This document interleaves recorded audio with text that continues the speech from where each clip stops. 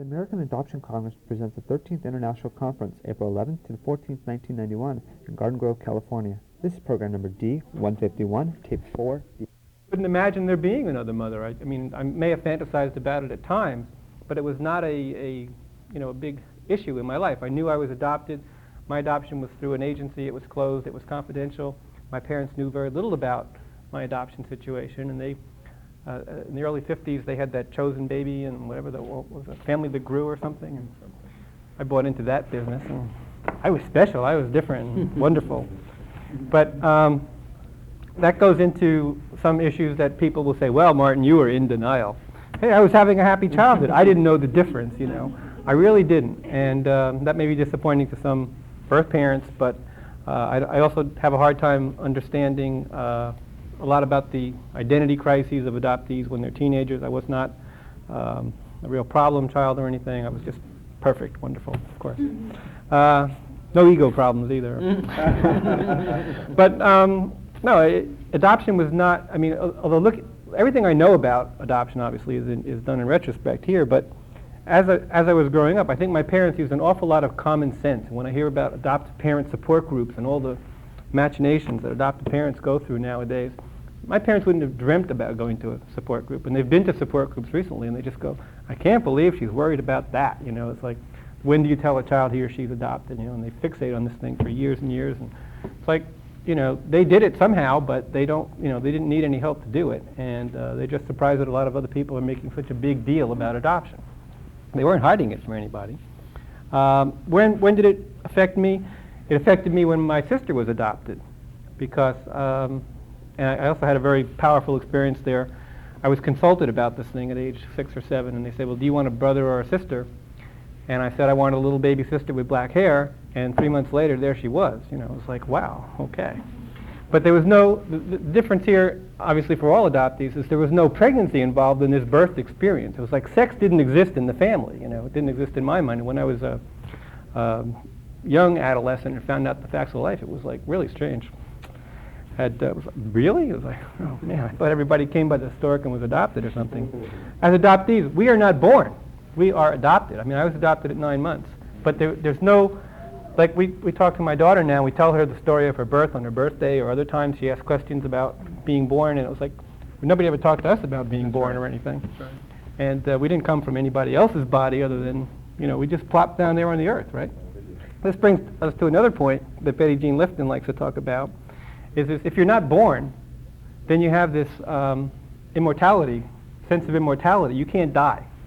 You know, it's Superman syndrome or something. You know, we're indestructible. That's why a lot of male adoptees do act out when they're teenagers, and they do a lot of dumb things like drive fast cars and, you know, hang with a fast crowd or something. Betty Jean has written a lot about this.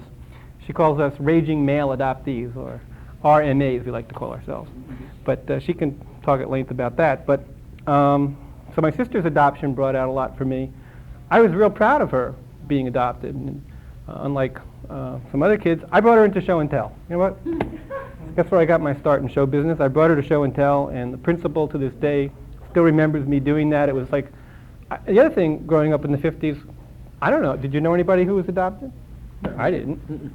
Didn't know anybody who was adopted. It wasn't not that was talking about right. It wasn't in Ann Landers. It wasn't in the media. It wasn't the plot of every soap opera on TV. It wasn't this, that, and the other thing. So, you know, being adopted was being special, I guess. But now that we look back on it, well, we know there must have been other adoptees in our classrooms, because now in public schools or private schools too, and well, probably more in private schools, you get 10, 15 kids out of 30 sometimes who are adopted in some areas. So, must have been happening.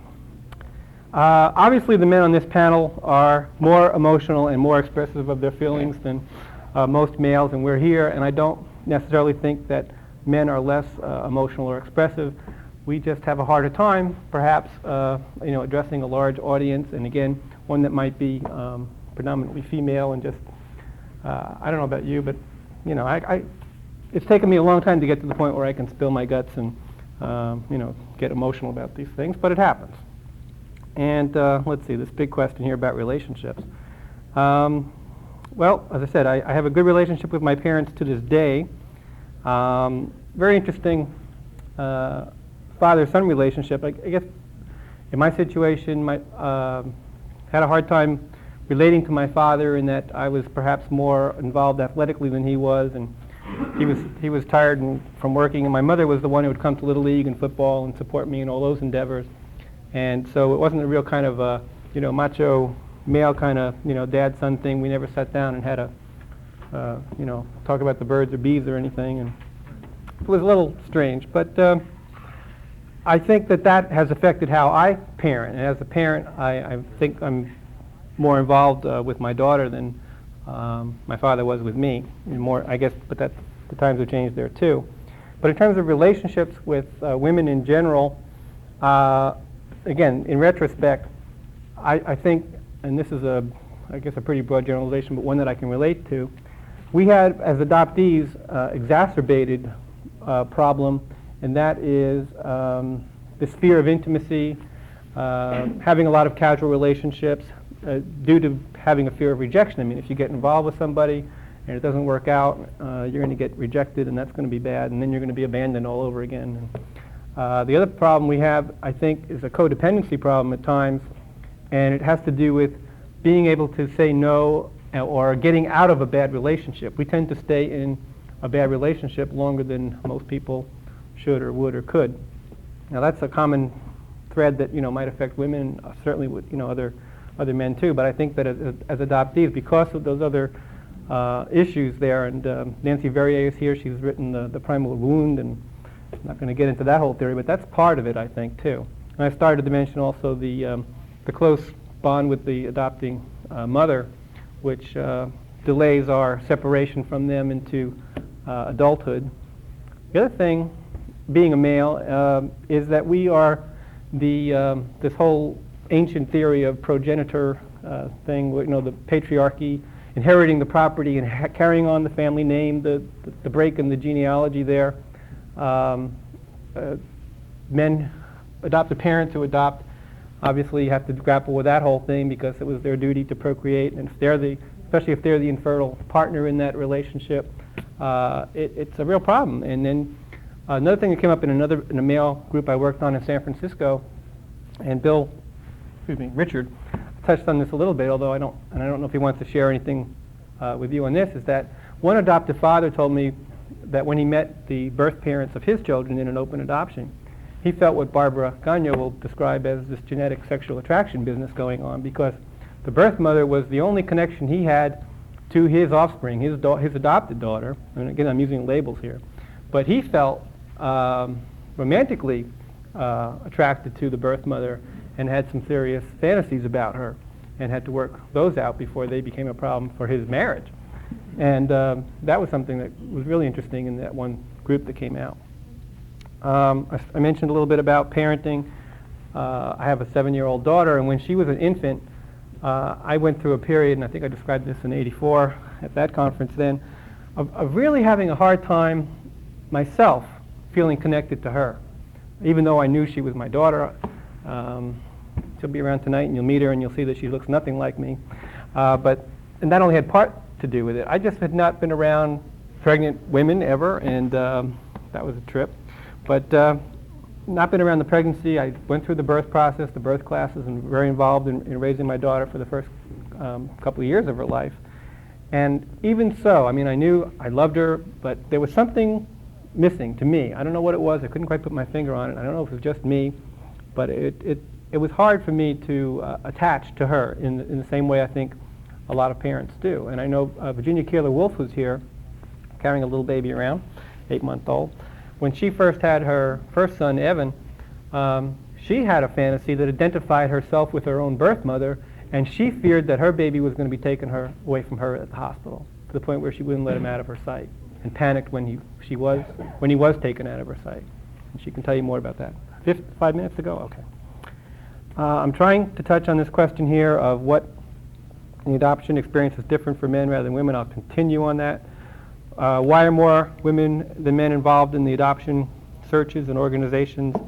Again, it has to do with the sheer numbers and the perception that this is an all-women leadership organization or all-women involvement. And I think we have to welcome the men who show their faces here for the first time and keep them involved so that they can stay in. The role I see of men in the adoption movement is to assume some leadership and to get involved and to do a lot of the PR and come into the legislative process, for example, even if it's just a visibility thing. You know, as I said, if it's hundreds of people carrying placards who are female out there, when we go to the legislature, we see that 99.9% of them are older men who are, their whole perception is very different, and if they don't find somebody that they can relate to out there, they're not going to take it seriously. I'm going to go down a whole list of things that I wrote on the plane this morning. Did you watch Richard Lewis last night? Do you know how he does these gestures? It drives me crazy. My birth mother, yes. I lit a candle for my birth mother last night. It was coincidentally the anniversary of her death. And I went on a long 2.5-year search for my birth mother. After awakening through having a girlfriend who said, maybe you're the Rosenberg baby, or something like that. I mean, she just wanted to know more about me. And I did too. For a while there, I don't know if you recall who Thurman Munson was of the New York Yankees. People thought I looked like him, and they asked me for autographs on the street of New York. I mean, even after he died, they said, don't go to Yankee Stadium, man, you're a ghost. He's one inch taller than I am, 5 pounds heavier at the time, and 1 year older than I was. But I used his picture on a poster that I used in a campaign at law school, and nobody knew the difference between the two photos. The Yankee hat on. Anyway, so maybe you're Thurman Munson's brother. I don't know. I mean, so that caused me to go to the adoption agency for the first time. No fantasies there. Yeah, right. So I put on my jacket and tie, went to the adoption agency, and met, if you've ever heard of Barbara Miller at Louise Wise Agency, the no lady. No, Martin, you can't have it. No, the first question she had was, what's wrong? Why are you here? So something had to be wrong in order for me to ask the obvious question, like, you know, tell me my story, right? Well, it turns out, and these are hard facts, but true, I was born in a state mental hospital in New York. And my second question was I conceived there? And it was no, I wasn't conceived there. But who is my birth father is a mystery for me, and the two candidates for that position are also deceased. Although I've seen some photos, and I'm pretty sure that my half-sister and I found a half-sister, are both full brother and sister, and that her father was my father, but we don't know that. The search was very, very difficult, and by the way, what prompted me to search for those male adoptees who are here was a meeting in San Jose in 1980 where I sat in on a group of 12 birth mothers. And meeting birth mothers for the first time was a real impetus to my search. Moved me light years ahead. I mean, then I knew I had to meet my birth mother, and I didn't know at the time that my search would end at her grave at a cemetery in New York, but that's where it did, unfortunately. And that's an hour story. My wife will tell you the short version of that. But no, it was important for me to search. It was just by sheer luck and by fate that I found after 2.5 years, and I'm glad I have my half-sister. She grew up in foster care, was never placed for adoption, so she never knew she had a brother, and she's happy to have me. And we see each other every year, and we write, we call, and so I'm her family now. But my birth mother, I meant to bring it. He put his photo out there. My sister sent me a picture of my birth mother, and there is that face, without the beard, of course.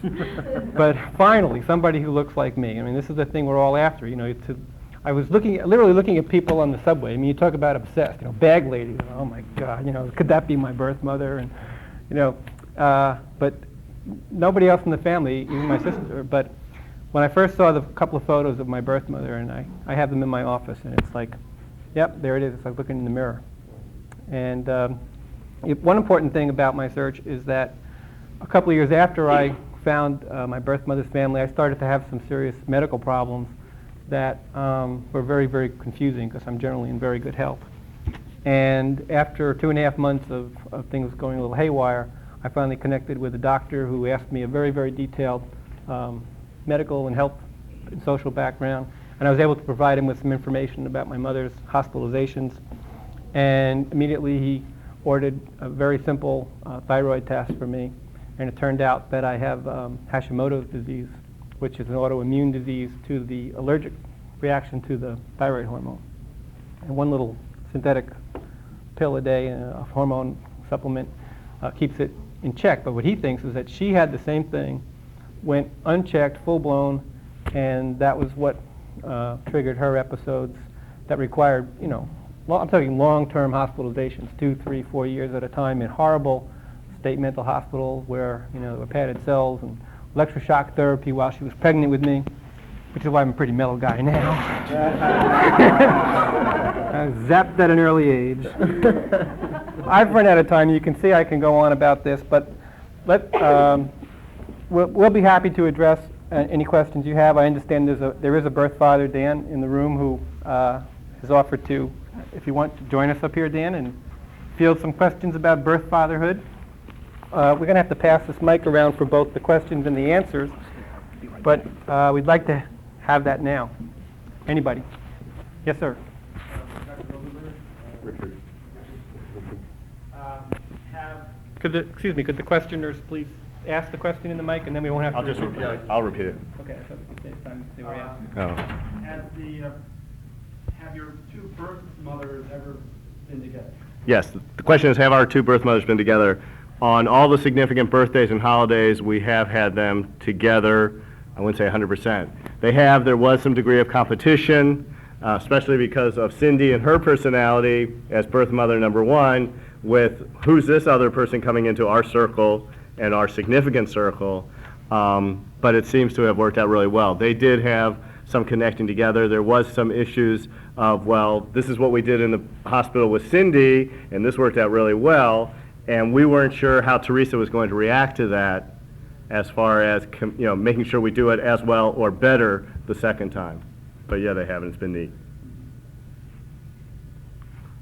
Do you think that, you mentioned about birth mothers connecting more with the birth fathers. Do you think that's probably because they're looking for, well, especially since you have an open adoption, they're looking for the family that they didn't have, more than likely. And so that they put a real importance on the man and woman being together and them being a family, and the male is providing that for them in most cases. I think the question is really the relationship from the birth fathers and protecting the birth fathers by the birth mothers. I don't know if that's really what's going on. Both of our birth mothers have had subsequent children since our adoptions, and we have relationship with Cindy and her new child's birth father, Manuel, and that's really good. So I'm not sure if there was any overt or covert reason for keeping it. I think with the birth mother number two keeping it, he's married, has a whole nother life, other relationships, etc. Am I answering the question, or not really? What I'm trying to say is, do you think that the relationship between you, Oh. and the birth mom, it becomes very special, and I feel like it's because you are Okay. that person that they didn't have in their life, and you've become that person. You're one token male. Right. I think that the question was my real relationship with the birth mothers and any fantasies or not as far as what our relationship really is. And I think there is some reality to that. I think Cindy has shared that at support group, who is birth number one, as far as our relationship being extremely special, and that romantic or not romantic and fantasizing on that is there. The reality is I did write what my relationship is with birth mother. It does roll into friend, boyfriend, father, mother, brother, confidant. So that is an issue that's out there. Can you ask the questions into the mic, please, so we can save a little time repeating the question? And this is for Richard again. I'd like to have you explain a little bit more about how the infertility impacted your adoption decision and if it continues to impact your parent-child relationship. Okay, the question of the infertility, I think it impacted us at the point where we had to make a decision of an offspring or a family. I think the impact on the future, someone asked me a question at the break, do I think that I am more invested, more bonded to my two boys now as opposed to if they had been our natural boys? And I think there's a side yes. I think we worked harder at getting those two boys in our family, and they could have been a girl and a boy. We had no idea when we were in the delivery room what was coming out. But I think we worked so much harder due to our infertility that they're a degree more precious to us than our natural kids would have been. And I don't know if that's true or not true, fantasy or not. I think so. We can repeat. Okay. Maybe Bill and Dan can answer the question. If you're counseling significant other, is there signs that, you can detect to say, yes, they want your involvement in, their suffering or their, whatever their issue is? Is there something that general that happens in a relationship or that they can sort of jump in? Okay, and the questions are for the recording as opposed to amplification. And the question was, are there some signs that a spouse would give the significant other if they want me to get involved? Or, again, all I can use is our relationship, and really the answer was no. I mean, I had no choice. It was just the question that, again, it was almost the point of, being the obsession or the compulsion. But I think also, again, the fact was that there was a need. Is that I think that's something, talking to a lot of birth mothers, and I'm not a psychiatrist, psychologist, nor expert in birth mothers, but the fact is that, the majority of birth mothers I've met do not feel whole for one obvious reason or another, and that anybody who can help fill that void is needed. So I think, again, if you're looking at the emotional mood swings, I think, like anything else, I'm sure there are some other signs that you could see where they're asking for help one way or another, and you just, you hope you got someone who will give them the help. Yes. Thanks. On the same issue of significant others? Well, I'd rather answer your questions. I mean, with the limited time we've got, does somebody have a question? How do you feel about your relinquished offspring? I feel great now that I've found her. I spent a good deal of time trying to find her, but I feel complete.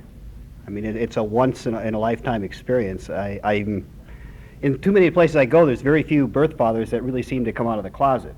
In my business, I'm seeing more and more of the birth fathers come out. But I think the more there are organizations like this that get the message out that it can be done and raise the level of consciousness of a lot of the birth fathers out there. I think there's a lot of them who may not have been responsible people in their 20s who later on in life might be very responsible people. Did you feel like it was your decision also? My decision to relinquish the child, it was my decision to evaporate into the woodwork, so yes, I guess it was. What drove you to search for your... Well, like I've explained to some people, it's sort of, this whole issue is sort of like putting it into a box, but the box has got a lid on it, and this box opens from time to time. What actually moved me was publicity. I saw a reunion on television. I didn't know you could do it. I, like most birth parents, felt I relinquished that right. I had no right to interfere with this person's life. I didn't know if my daughter knew she was adopted. But seeing it actually happen in the news media raised my level of consciousness to the point that the next day it became an obsession. And one thing I'd like to say to, it's Bill? Right. The significant others in your life can really make a difference. And that goes for the adoptee too. I mean, most of us who get on this search have sort of put everything else in our life on hold to do this. And that support, to me, was great. And it's good to see a person like Bill come up here because it is something. I mean, we abandoned this other person almost completely and our other children in favor of this new thing here, and they can't understand. My son was 16 when I found my daughter, and it was like, he had to come and ask me one day, what the hell's going on? Because he could see that much of a change. What was your daughter's reaction to She was very pleased. Let me give you a little bit of the background very briefly. I found her when she was 22. Her adopted mom had died when she was 5. Her adopted father had gotten killed on her 17th birthday. So she was basically without family. Her and her brother did not know they were adopted until they were going through their father's things. And the rest of the family had very little to do with them because they weren't blood relatives. So when I found her, it was really reassuring. In the first conversation that we all sort of dread and want to have happen, mine went on for about an hour and a half, 2 hours. I found out the same night I found her that I was also a grandfather. And she had found the decree of adoption in her father's papers after he died. And she had a child, and she named the same birth name as hers. And she said to me, she says, I did that just in case you or Mom ever found me, so you know I wouldn't be mad at you. And you can imagine, as birth parents or adoptees, the range of emotions you can feel from that. But it's really... What did she say? She said that, see, she had named her child the same name as she had been given. And she said, I did that in case you or Mom came looking for me, so you know I wasn't mad at you. Did you share with your children from your marriage, your later marriage, about being a birth father? Until when? Not until the night I found him.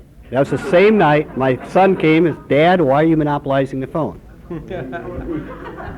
He was 16 years old, and going from the oldest now, and I think there is an impact on somebody that age, going from the oldest person when you change the birth order on these children. And then I had a 6-year-old son who was basically, I've got my baseball glove, what do I care, you know? Fine, bring her around, I'll meet her. Got a couple of hands in here. Yeah. Do you think that's the difference in the male aspect of sharing the process, that males tend not to share the process, but just the bottom line, the decision at the end? I don't know if that was males or just my personality, but I wasn't going to complicate their lives until I knew more. And my process of searching lasted, I spent a lot of time trying to find the birth mother. I spent about 6 or 7 months trying to find the birth mother so I could get to birth specifics so I could go looking. And it took me about 40 days to find her. So I wasn't sharing anything with them. I was so busy searching I didn't have time for the significant others in my life. Yes? Could you elaborate a little bit on the reactions from your 16-year-old subsequent to that night when he has to go? First, it was fine. You know, it was like, oh, that's cool. In fact, what he said was rather interesting. He said something to the effect of, gee, Dad, you're human after all. And him and I think, have a better, closer relationship than we had before. But there was a time when my daughter came to live with us, with the baby, with my granddaughter, and that was a time he had some significant adjustment problems. And he felt everything that was happening in his life was because of her. But he got over with it. It was just, you know, a phase that we all went through. It was a big adjustment to the family. Yes? I was married to a man for 14 years who was adopted, and that's probably why I'm here, even though I'm a social worker. He had an incredible amount of anger towards the birth mother. And he has made 3 suicide attempts, and he does not communicate with his son right now, who's my son too. So I expected to hear about more anger from men at this meeting. So in a way, I'm glad not. It's out there. It's out But- there. But see, my husband was extremely bright, you know, there's nothing wrong with his brain. But somewhere, the other fellow was talking about, somewhere he died inside. And Yeah. he's not, the trust level in his relationships with the women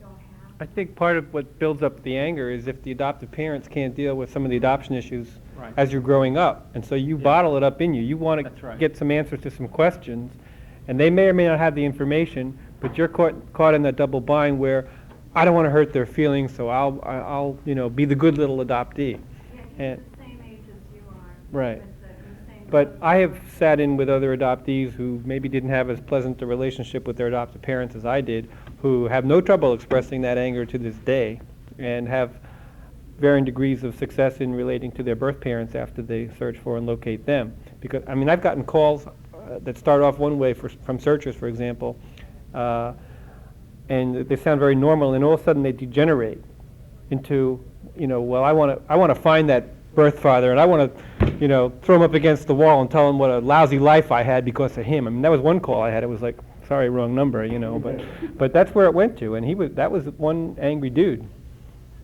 Any comments on the anger issue, since we didn't touch on it too much? Yeah, well, yeah, it's true. I think you do find it. I think there's less of it than we think there is, however.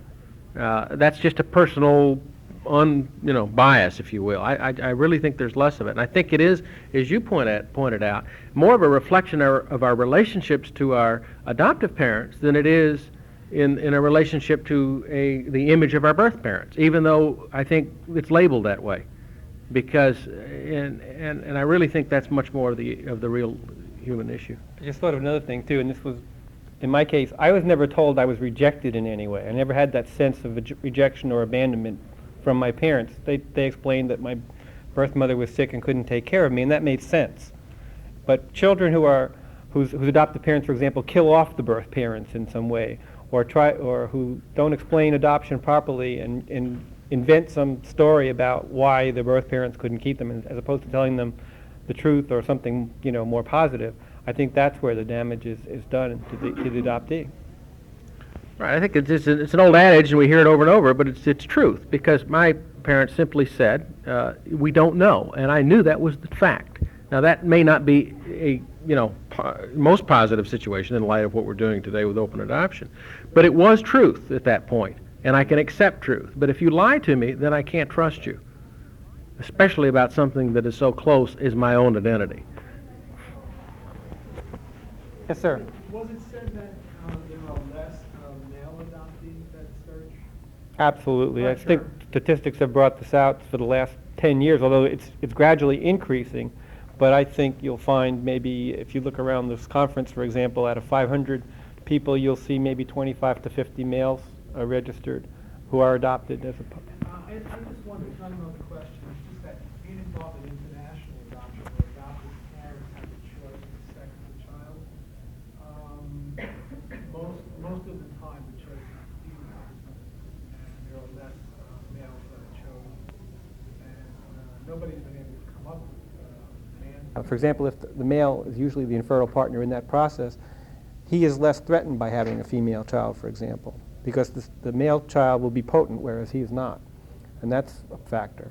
Also, that perhaps they've let go of this idea of putting forth the seed of the male, the patriarchal line that I talked about before, too, so it's less important. Also, I think there's a popular notion that female children are easier to take care of than male children. I don't know. Yes, sir. Well, this isn't really pointed toward adoption, but I think it's an important issue. After you told your son about the fact that you had a child, did you ever now then have a talk with him about relationships, sexual relationships, and responsibilities? I think we've had more than one conversation about responsibility. Okay. Dan, I want to thank you for joining us. I want to thank our audience and all our panelists for a good panel.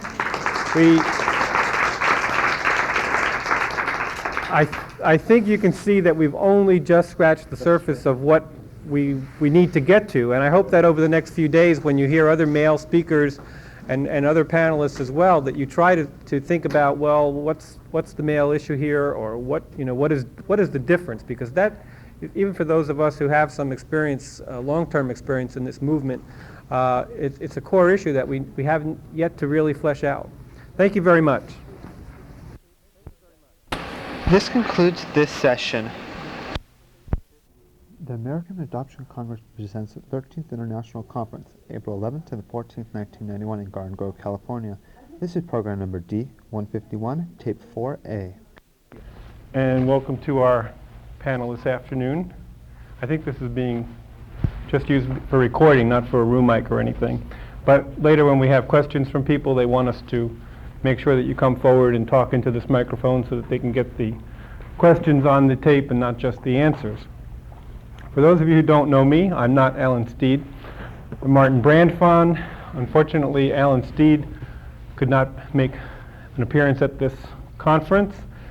And unfortunately also, there was a death in John Ryan's family over the weekend, and he won't be coming to our conference either.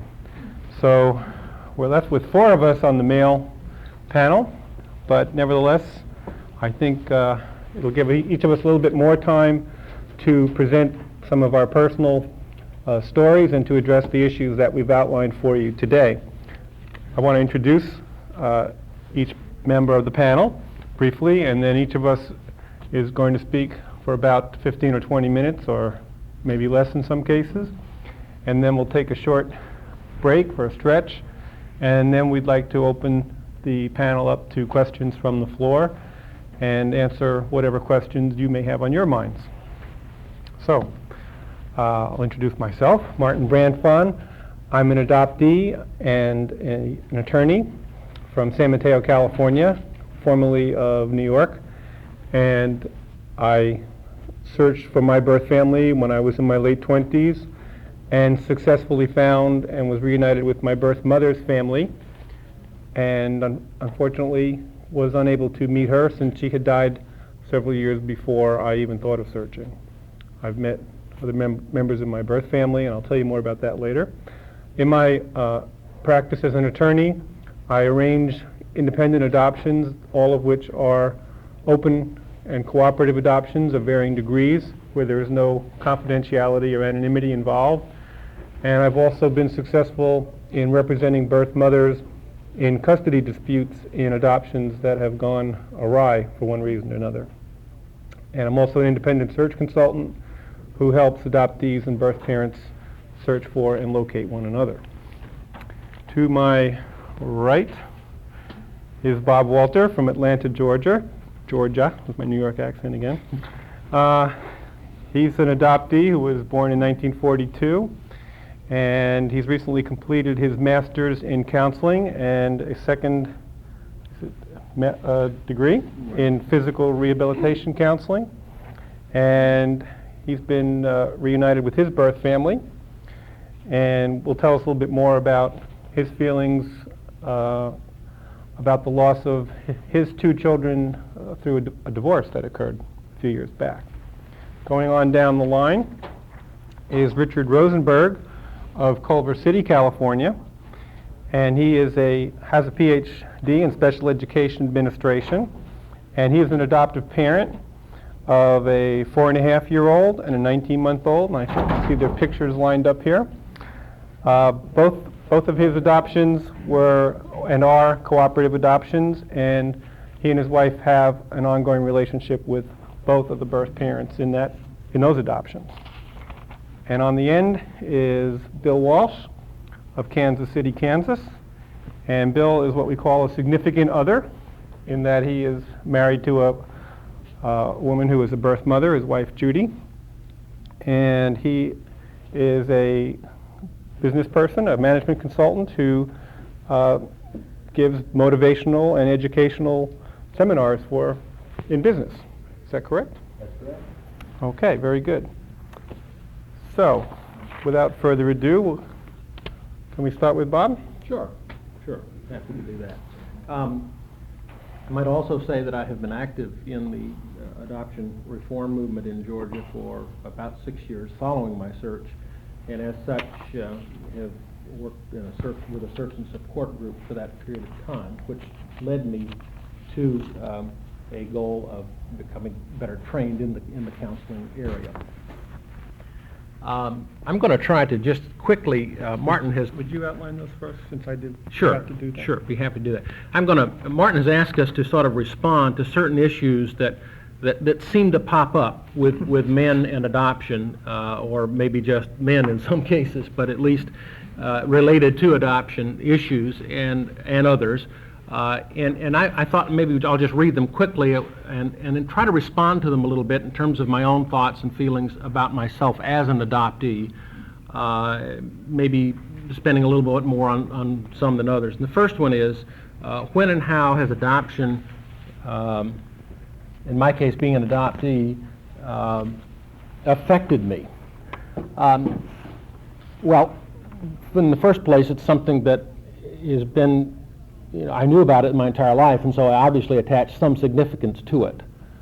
And for me, one of the central issues about adoption is that I would attach significance to it when no one else would discuss it with me, and so I was free to make all kinds of crazy interpretations about the subject, and based on the idea that I wasn't supposed to know anything. And I think this, for me, is part of the core issue, about adoption-related issues.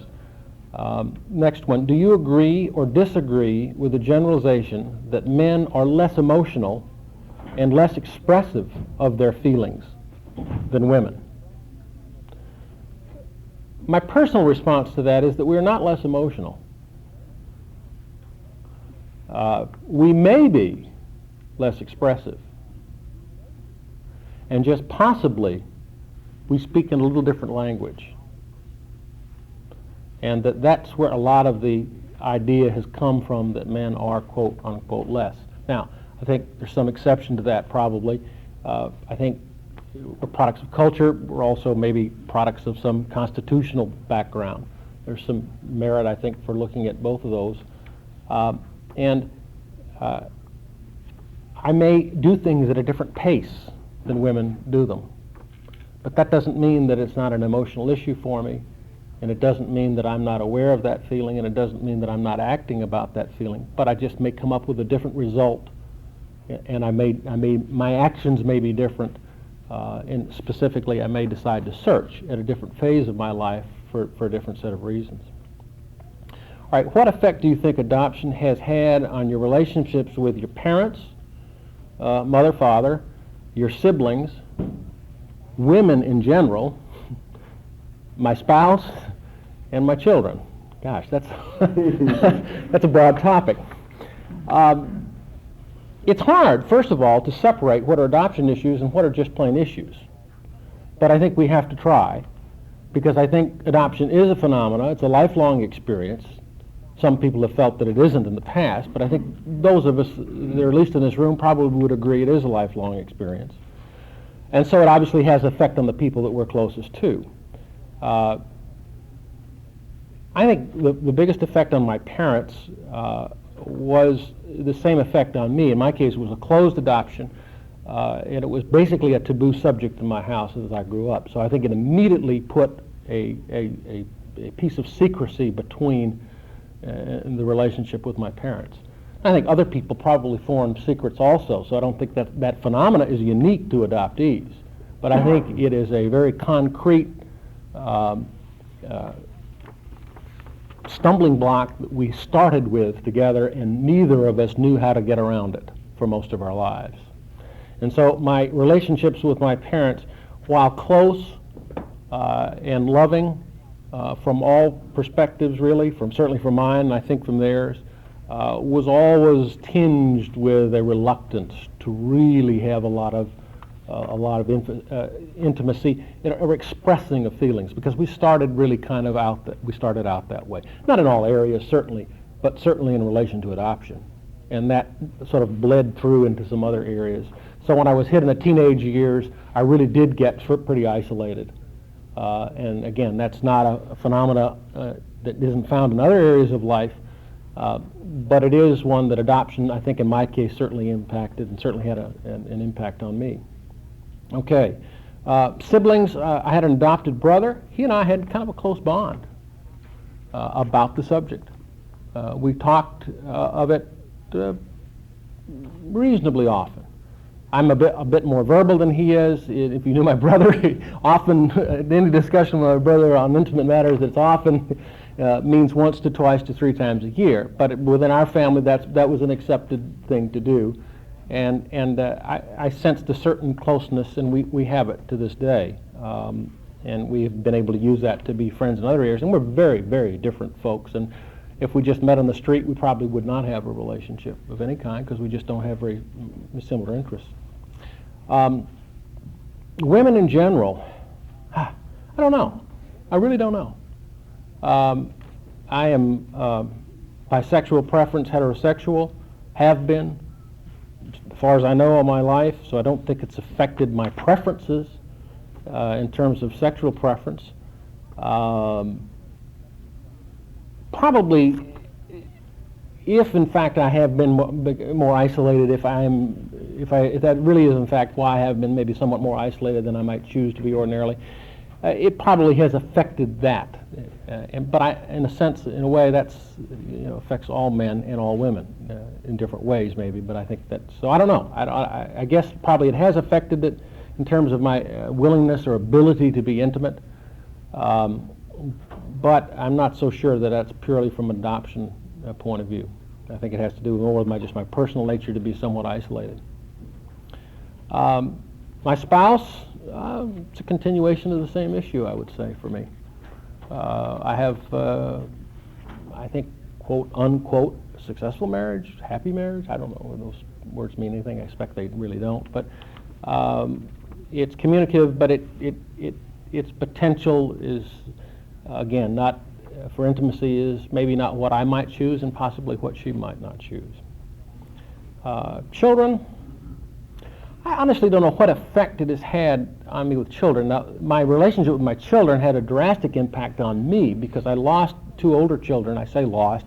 We became separated through divorce, and it was the first time, in my mid-30s, and it's really the first time I seriously thought about searching to find my birth parents, because it occurred to me how excruciating, how much pain was involved for me in that process. How must my birth mother feel? How helpless she must feel doing the same thing years ago. And I began to really wonder who was this person. And prior to that, I had really no thoughts of her as a person. It was sort of a vague phenomena that had occurred to me. And yes, she was a person, but of course, I will never know who that is, and I probably shouldn't.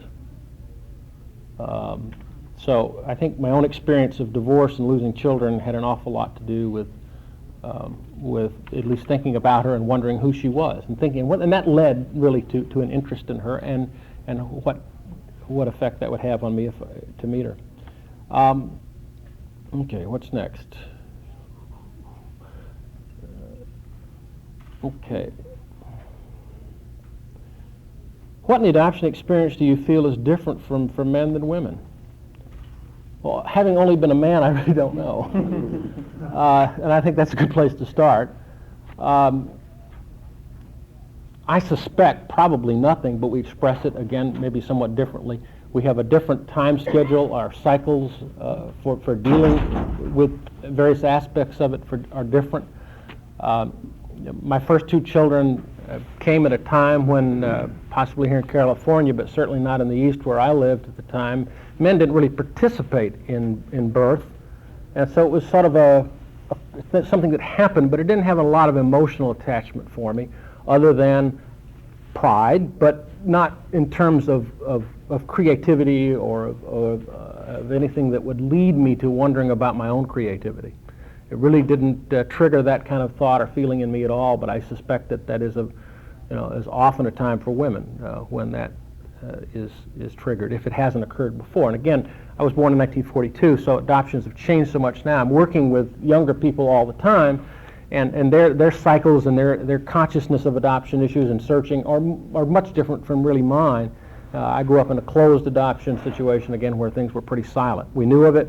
I knew about it. We discussed it slightly, but really it wasn't a topic of conversation. So I suspect some of that's changed. But again, also, I think men have a different cycle, a different time in their lives that they want to maybe deal with some of these sorts of things. All right, what do you see as the role of men in the adoption reform movement? Well, I think I see it as the same I do in any other aspect of life, and that's really, it's a broader kind of thing. I think we need to know more about men and more about men's psychology and more about men's issues, because if we have women's issues, I think it's implicit that we also are expected to have men's issues. And so if we're going to have a differentiation, let's go ahead and have one, and let's deal with them all. And I think men hopefully are beginning to wake up that they are psychological beings. I think part of it is cultural, but I think some of it has to do with just our constitutional basis, again, and how we deal with these things as time goes on. Anyway, we could talk about that one. That's a whole other subject, I guess. I'd like to just sort of leave it at that and simply to say that I'd be delighted to talk about any part of that in relation to myself personally or in relation to what I sort of objectively think. I do work with some, or I'm going to be working with some adoptive parent groups in terms of the issues, and they will know that I'm an adoptee, and that will be the focus of what we're doing. I'm excited about that. I work in agencies, volunteer, and also bill occasionally for work that I do with agencies in terms of meeting with pre-adoptive families. And my telephone line is open for adoptees and birth moms that want to talk about experiences. Thank you. Thank you. Okay, how am I doing on time? I'm not monitoring it as well. Okay. Sure. In terms of anything? Okay. Okay, the question was, please comment on my search. As I said, when I was in my late 30s, divorced, lost 2 children through adoption, and began to really think about that, what it meant for me, what it didn't mean. Realized that I'd really had an interest in it, but out of almost fear was afraid to really go do anything about it, even though I knew I hadn't exhausted the possibilities that may exist for me. I wasn't aware of the adoption movement. It was out there to some extent, not what it is today, but it was there. I just was blind to it. So I began to really wonder about that, and I began to recognize a certain fear I had about finding out about all that stuff back there, especially when no one wanted to talk about it. And I began to get angry because no one wanted to talk about it. I mean, what is wrong with this that no one wanted to talk about it? It was so that triggered it, and it began to sort of turn around inside, and I began to think, someday I will do it, but not today. It was just too scary, and I'm not so sure that I didn't want to deal with the fear of it. It was just simply that. I don't know. I can't explain it any more than that, but I didn't. As I began to get middle-aged, I began to think about who I was, where I was going, the typical kinds of issues that middle-aged people, and in this case men, think about. I didn't see myself as being totally miscast. I wasn't about what feels like a midlife quote-unquote crisis. I just began realizing that I wasn't going to live forever, and that I was a finite human being, and that I had some biology attached in significance to how long I was going to live, probably. And it occurred to me this tremendous void of information I had, not only about concrete facts, but about intangible things. And I began recalling what I thought as a kid. Most of us, I think, as men, sort of go to work when we get through some level of education, and we sort of, historically, I'm talking about my age, this is back before the women's movement got going, at least in the East, put the blinders on and go to work because you've got all this financial responsibility. In my case, that's exactly the case. I did have it, and I was expected to earn a living, and so that's all I thought about, and that's where I geared my entire focus. But I began to realize that I was more than just an object that could earn a living for somebody. I had me, and I needed to know more about me, and I knew I wasn't going to be here forever, and I knew it was a significant thing. Because even as a kid, I can remember thinking about, gee, I wonder what I inherited. Gee, I wonder what I learned. Even before I really knew that they were, quote, big psychological issues that still are issues. So I began thinking, well, why can't I find out about it? And then I began feeling guilty. Well, my parents are not going to like this. And I finally wrestled with it to the point that I got to the point and I realized, either I'm going to do it for myself or else I'm going to miss the boat, and I'm the only one to blame for that. So one day, it was actually part of a church function that I had attended. A woman came up to me, and how the official greeter is for most organizations, she said, "Are you American Indian?" And I said, "I don't know." And she just nearly fell on the floor. Well, to me, it was a very natural response. To her, it was shock, shame. Oh, what do I say to this person now? It's almost like I think people have in terms of their disabilities, in working with people with disabilities. I have this thing, and but that's another topic, right, Richard? That's it. So I decided I wanted to search, and I started looking around. So I read. I'm an inveterate reader, and I always read, and I always try to think my way through problems instead of feel them, and that's where I start. It's not maybe where I end up, but that's the way I start with problems. If you take a Myers-Briggs, I fall nicely in that category, and I love that thing. I think it's a great thing. We need but okay. So I started to think my way through this particular issue, and I ended up calling Jean Payton, who was one of the forerunners of this whole movement, because she looked like she started the whole thing, so I called her to find out what was going on. And so that's where I started. She referred me to folks in the New England area where I was born, and I talked with them for a while, and then I put the whole issue away for a while, then I wrote the agency, and I was off and going. I did most of my own search. I wanted to. I didn't want someone to do it for me. I think that's a very important thing about search. It's something I try to help other searchers do as far as they can. I think it's a way to become in charge of a very important aspect of yourself. And now, am I answering the kind of things that you wanted to? Did you find them? Yes. Yeah, sure did. Sure. Living in a small town in Missouri after having lived in New York and Boston for a long time. No, I'm not. I'm Boston Irish. From what I understand, I have not met my birth father, that he had a fairly active role in local Democrat politics in Irish Boston, which is kind of interesting because I've always had images and thoughts about that area of life. What it did for me, I think, was begin my whole, I want to get Jungian on you for a minute, so bear with me, but I think it really started my whole individuation process. I think it focused me. I think it brought home to me the fact that I am a finite human with a biological basis, and I got something from that. I am my own person. I'm not dependent on that necessarily at this stage of my life, certainly, but it connected me to it, and that's the best word that I can come up with. I think it's a shame that I decided or that I needed to wait as long as I did to do it. I think it would have been helpful to do it a long time ago, but I'm delighted I had the opportunity to do it, and so that's really what it's done. Yeah? You indicated that it was an independent, closed adoption. Right. And that your adoptive parents were not very cooperative or open about wanting to talk about it. So when you did your search, were they willing to help you at all, or was it that they had not much information? Well, okay, first of all, I was 42 when I started to search, so I really didn't ask them permission to search. But to say they weren't cooperative, yes, they were at one level and they weren't at another level, if I can answer it that way, and I'll try to be as concrete as I can with the answer. But my father couldn't understand why I would want to do something like that. My mother was very supportive of it. Well, and at the time didn't say it this way, but even with our ages, she was late 60s at that point, 72 maybe, I think. And I was she didn't tell me, but later on told me she was still very threatened by it, but decided that she could see my need to do it and decided to support it.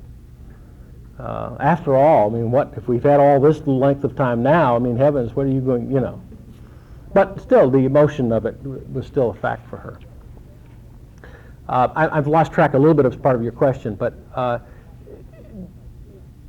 question was, did they have enough information? no, they didn't have enough information. My father actually did have enough information, but he conveniently forgot that he had met my birth mother for 4 occasions following my adoption. And didn't seem at all surprised when I confronted him with it.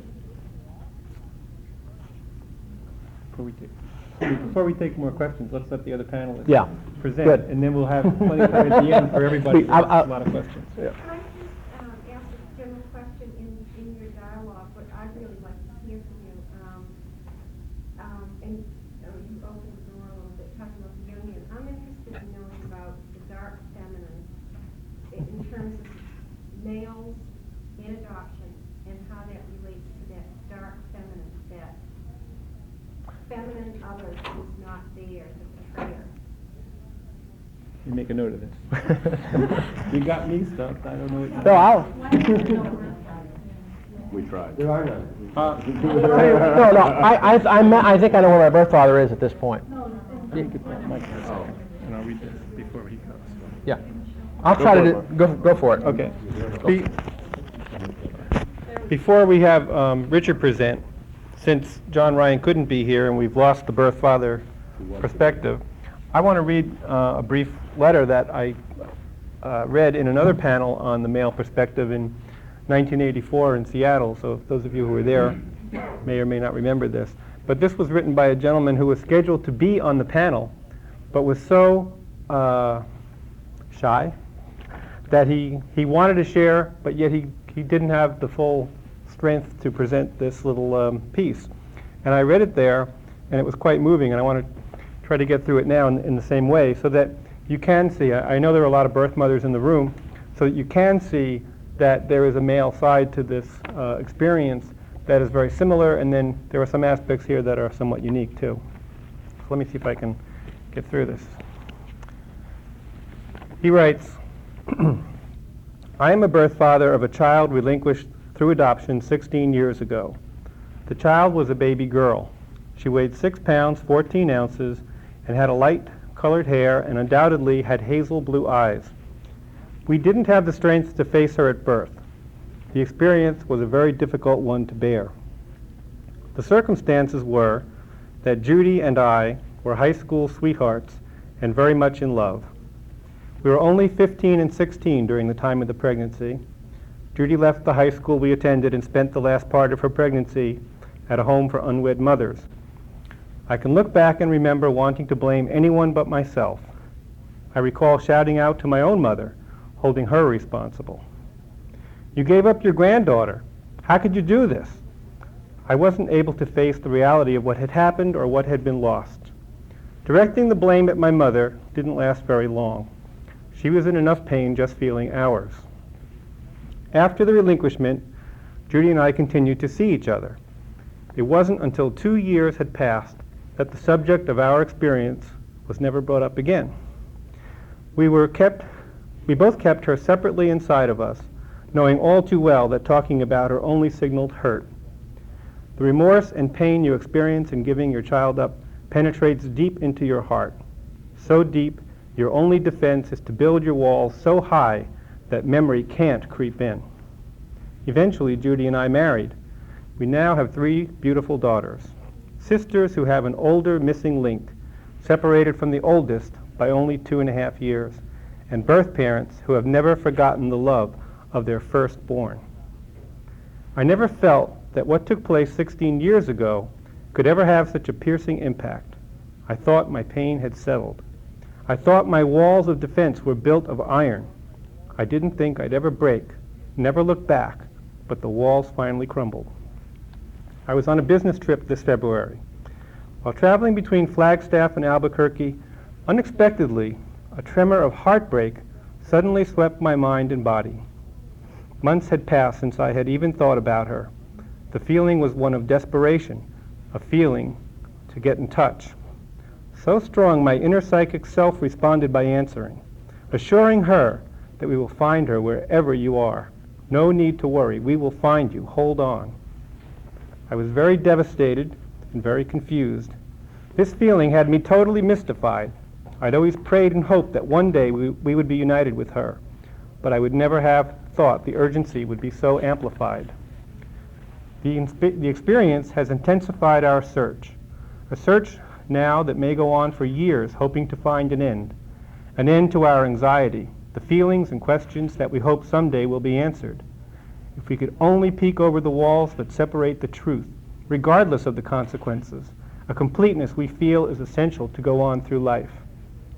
I only hope soon the lawmakers of our land will enact tangible regulations about adoptions, laws which will free and open adoptions as it stands today. God help us all. You see, the product we created was a part of us, a piece of our hearts. To give something of yourself, a part of you closer than words can describe, is not easy. People should know more of what is really at stake, the emotional attachments that can never be severed, the memory that can't be erased, and the love that can't be felt but only as pain and remorse. I understand the need for adoption. I only wish we could remove the bars that separate consideration to birth parents. I can readily accept that our child has her own set of parents, but I can't accept the terms handed down. Terms that place us apart by laws which can only be considered inhumane. Our product wasn't something that could be brought just anywhere. It's not something that you keep forever. We're all here on borrowed time. It eventually ends. When we leave this earth, we don't take them with us. Why not open your hearts and understand? Understand that this product you're involved with is not just a concerned quotation. This product is as human as the lives that created it. There are 2 other very special, important lives to consider, the mother and the father. I only wish I could share this love inside me, to release the emotions that have nested inside of me for a long time. I feel I'm serving a prison sentence. You can see why he didn't show that day. Anyway, the birth father perspective. I know many of you birth mothers were touched by that and could relate to a lot of what he said, and I think also there's clearly a sense of anger there too that Betty Jean Lifton would describe as comparable to what she has described in The Raging Male Adoptee, which I'll get into a little bit in my presentation.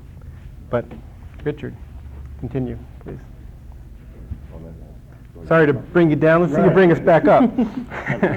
I'm sorry, yes, go ahead.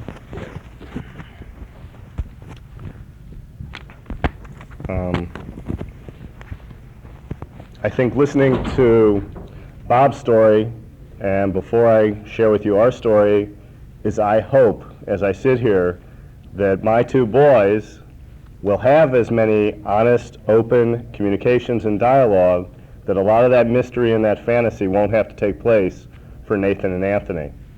And I think where we came in was during a time, 8 to 10 years ago, we had fertility issues. Both my wife and I had tried to conceive. We had gone through our careers, gotten our advanced degrees, and now we had made a decision to be together, and okay, now let's have children. It's on the time clock, let's do it. Well, that didn't work. And there are a whole lot of male issues that come around infertility and dealing with infertility. But then there comes the issue of, you have to deal with your infertility, what are you going to do next? And my wife, and I don't know if it's a male-female issue or it's a person-person issue, she came with adoption as a great viable alternative for us. Let's do adoption. So I'm thinking to myself, well, you know, let's do adoption. What does that mean? I only know one person in my family who was ever adopted, and she had a lot of challenges and a lot of garbage that came with her adoption years and years and years and years and years ago. So I didn't have the greatest feeling and era around adoption. I was quite concerned, and I wasn't able to say, yeah, let's go with adoption. I was at a conference in Boston with some of my best friends and colleagues, and it was during this time where Mary was really excited about adoption as an alternative, and I'm saying, well, you know, I don't know about this. What about the birth mother? What about the birth father? What about their genes? What about if she does drugs? What about this? What about that? You know, I want the kid to be healthy. I want this. I want that. So pretty much Ian had to slap me around a little bit and say, Richard, what do you want? Do you want your offspring, or do you want a family? And I think that was the best thing that he could have done to me, was to slap me around a little bit and ask that question. Because I kept saying, well, you know, but I really want the combination of who Mary and I are. It's, you know, look at, you know, we're crazy, and that'll be really neat to see this crazy kid, and let's do that. And you know, Ian said, well, wait, Richard, what do you really want? So the reality was I wanted a family too. So great, now we're going to go for our child through adoption. Both my wife and I are in the human service field. We both have our PhDs in special education, so we deal with the bureaucracy. We had heard all these nightmares about LA County adoption, but we can work through that. That won't be a problem. We'll go full force ahead, and you know, we're also pretty much, we push until we get what we've been going for. So we go and we meet with the social workers at LA County Adoption, and they look at us and they say, oh yeah, you guys seem really great. You know it's going to be 5-6 years before you'll have a baby. Well, we look at each other and say, wait a minute, we want the baby now. You know, we've heard these nightmares and all this, so we start checking with friends, and they turn us on to a list of attorneys. And I think it's pretty interesting that I usually do a lot of the business and some of the quote-unquote more, you know, the man's role. I couldn't do the man's role on this one, or I chose not to. Mary went through and called these attorneys, and she went down the list of attorneys that we had, and I excuse any attorneys that may be in this room for some of the comments, but you know, some of the attorneys that she talked to, it was like, well, how much are you willing to pay? What are, you know, what shape do you want this baby to be? You know, it was either what are you willing to pay, what are you going to trade for it? You know, always in a compromising, and the price range was outrageous. So I'm thinking to myself, wait a minute, this is crazy. So then we did have the great fortune of meeting a wonderful attorney on Saturday who was willing to meet our lifestyle, which meant that we had to meet on Saturday. And Linda Nunez, who is adopted 4 children herself from Orange County, she was wonderful. She really helped the two of us deal with each other and our issues, and she made us aware that there's a whole nother set of issues called the birth mother and the birth father, which was like, oh yeah, you know, lights went on. Oh, we probably should think about that. as opposed to being a little bit egocentric and we're trying to get this baby for our family. And I think she then turned us on to Sharon Kaplan 5 years ago, and we had the opportunity to meet Sharon to look at an issue of a cooperative adoption. Well, remember folks, I had trouble with the concept of adoption to begin with, and now we're talking about a cooperative adoption, which means we're going to meet these parents and we're going to have a relationship with these parents and they're going to be part of our life. So we kind of mulled over that a little bit and we got rational again and we said, this makes sense. This is all honest. Everything's out of the closet. We're going to have a relationship with our child's birth family. That's where he or they come from. So then we went through the next step, which is to build our wonderful resume of saying how great we were, and we got the picture of the dog without the kids, and send it out to the world, and we were going to a family reunion for the 4th of July, and Linda said, you need to have it by the reunion because you guys have to start talking about it to everyone and anyone. And we're thinking, okay, yeah, we're going to be able to do this, and lo and behold, we go up to the family reunion, and nothing comes through with that one, but we get a phone call from this 17-year-old woman who wants to meet us. And we were like, now, what's the next step in this one? So we had the ability to go and meet Cindy and her mother. She was quite pregnant, and I think when we look at the male and the female issue, I think it's really some personality issues. I really connected with Cindy right away. We had a lot of things in common. We had a fun time together. I'm not sure if it's male issues or just personalities. Things really connected. We met at Polly's Pie. We had a great 3-hour lunch. Kept going on and on and on. And it really felt great. We had prepared a little photo album that showed our history and how Mary and I met at Wisconsin and went camping and came out here and all that. And so now we're still saying to ourselves, okay, what's next? So of course we call Linda or Sharon, and it's like, well, what happens next? Because we left it, like you said, that she's supposed to call us, and Cindy called us the next morning and said that she wanted us to be the parents of her child. And I think from that point on, it starts getting rid of those secrets, those mysteries, those questions. We then had the luxury of being able to be in the delivery room when Cindy gave birth to Nathan 4.5 years ago. We helped coach her through. We were there. We did a hell of a lot of education to the hospital staff, but they were great with us. People were a little confused of who I was. You got it. Who I was and what role I'm playing being in the delivery room with this child coming through and this woman who all of our names are different. My wife has kept her name, so it was like anything that we could add to make it more confusing we had in this scenario. But the reality is, folks, and people have talked about it, when that child was born and we were in there together, it was the epitome of the triad. This is the end of side A. Please turn your tape over and continue on side B.